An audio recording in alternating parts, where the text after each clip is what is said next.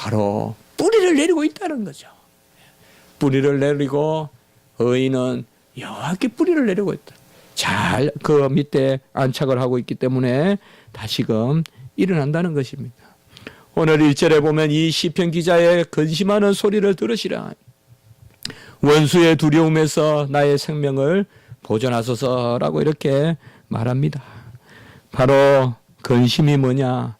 원수들로 말미암은 두려움인데 그것은 단지 육체적인 그런 두려움이라기보다 2절, 3절, 4절에 보면 그들의 음모와 그들의 행위의 소동과 그들의 혀와 독한 화살 이런 것이 나와 있습니다. 지금 시편 기자는 근심하고 있습니다. 그러나 그 적들은 세상 사람들은 5절에 보면 누가 우리를 보리요 하면서 아주 기고만장합니다. 그리고 그들은 절대 4절에 보면 두려워하지 않습니다. 우리 성도들이 하는 근심과 또한 세상 사람들이 하는 두려워하지 않은가는 우리가 조금 구별을 해봐야 되겠습니다. 근심이 나쁜 것이죠. 두려워하지 않는 것이 옳은 것이죠. 그러나 십자가에서 주님은 근심하셨잖아요. 겟세마네에서 근심하셨잖아요.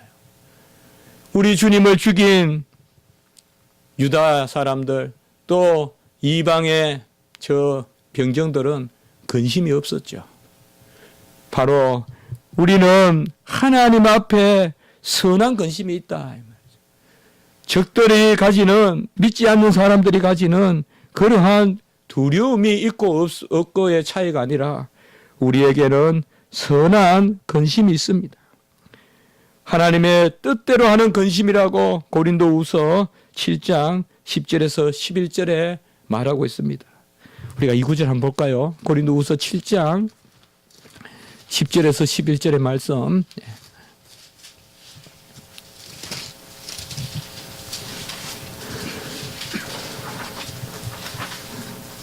10절에 보면 하나님의 뜻대로 하는 근심은 후회할 것이 없는 구원에 이르기는 회개를 이루는 것이요 세상 근심은 사망을 이룬다 이렇게 말하고 있습니다. 하나님의 근심은 회개에 이르게 하는 구원에 이르게 하는 회개다. 11절이 참 우리에게 와닿습니다. 근심이 뭔데? 11절에 보면 이러한 능력이 나타나요. 근심의 능력이라고도 할 수 있어요. 무슨 근심? 하나님의 뜻대로 하는 근심. 11절에 보면 하나님의 뜻대로 하게 된 이 근심이 너희로 얼마나 간절하게 하며 이 근심이 있으니 간절하게 하며 두 번째는 얼마나 변정하게 하며 무엇이 옳고 그런지 알게 하며 그리고 그것을 말하게 하며 세 번째 얼마나 분하게 하며 얼마나 두렵게 하며 이것은 뭐예요? 하나님의 뜻을 인식하는 가운데서 근심하는 거죠. 얼마나 사모하게 하며 열심 있게 하며 이 근심으로부터 열심히 나온다는 것이죠. 그리고 얼마나 벌하게 하였느냐 이것은 근심으로 우리를 다스리는 것이요. 너희가 그 일에 대하여 일체 깨끗함을 얻었다라고 이렇게 말하고 있습니다. 우리가 살아가는 동안에 이러한 근심이라는 것은 하나님이 주시는 선한 근심은 오늘 시편 이 기자가 하나님 앞에 노래하고 있는 내가 근심하는 소리를 들으소서라고 하는 이 근심은 어떻게 보면 본질적인 근심입니다. 이것을 우리가 버리려고 해서는 안 됩니다. 이 지상의 성도들은 이 근심이 있어야 됩니다. 하나님의 뜻대로 하는 근심. 이 근심이 없는 것은 화평이 아닙니다. 이 근심이 없는 것은 오히려 실족게 하고 오히려 우리를 말씀으로부터 멀어지게 할 수 있습니다. 그래서 야고보서 4장 9절에 보면 슬퍼하며 애통하며 울지어다 너희 웃음을 애통으로 너희 즐거움을 근심으로 바꿀지어다 라고 이렇게 말하고 있습니다. 어떻게 근심으로 바꾸라고 말합니까? 이것은 어떤 야고보서의 독특한 것입니까? 야고보서의 어떤 그러한 행위적인 그런 측면입니까? 그것이 아니죠. 4장 8절에 보면 답이 있어요.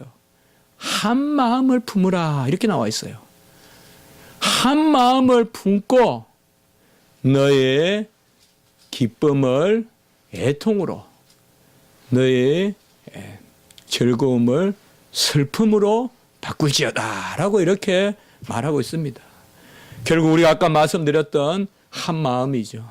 여호와께 붙들려 있는 마음, 바로 의인의 마음, 바로 정직한 마음, 그 마음 가운데서 하나님 앞에 붙들려 있으라고 했습니다. 그러므로 우리는 이 세상에 근심된 일이 많고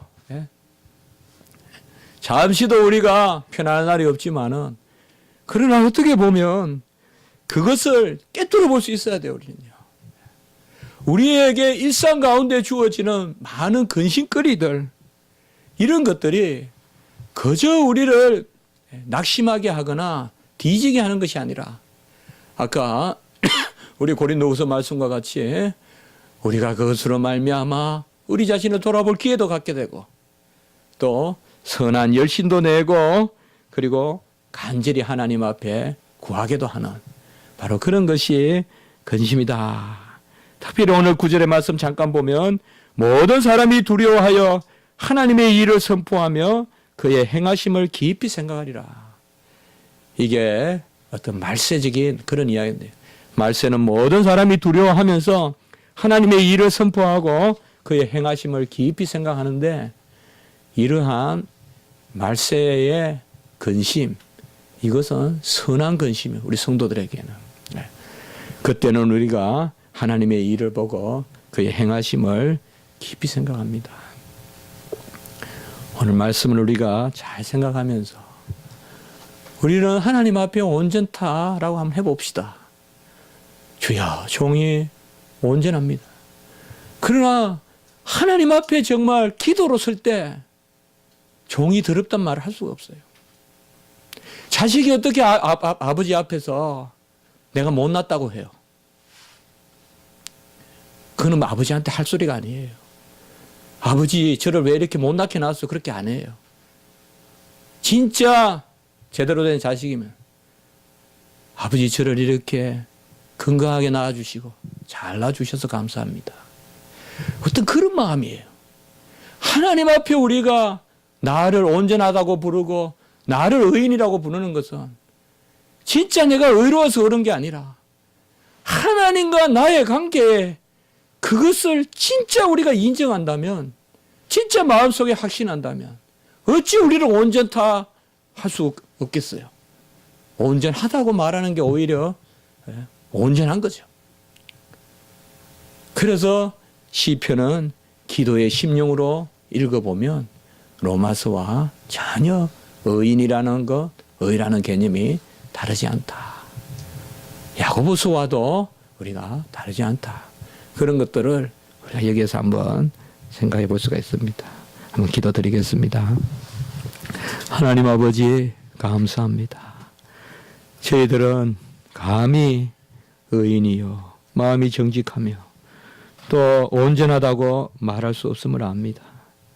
또 우리 안에 근심이 있고 또 하루도 나여 망하게 되었도다라는 그런 고백도 있습니다.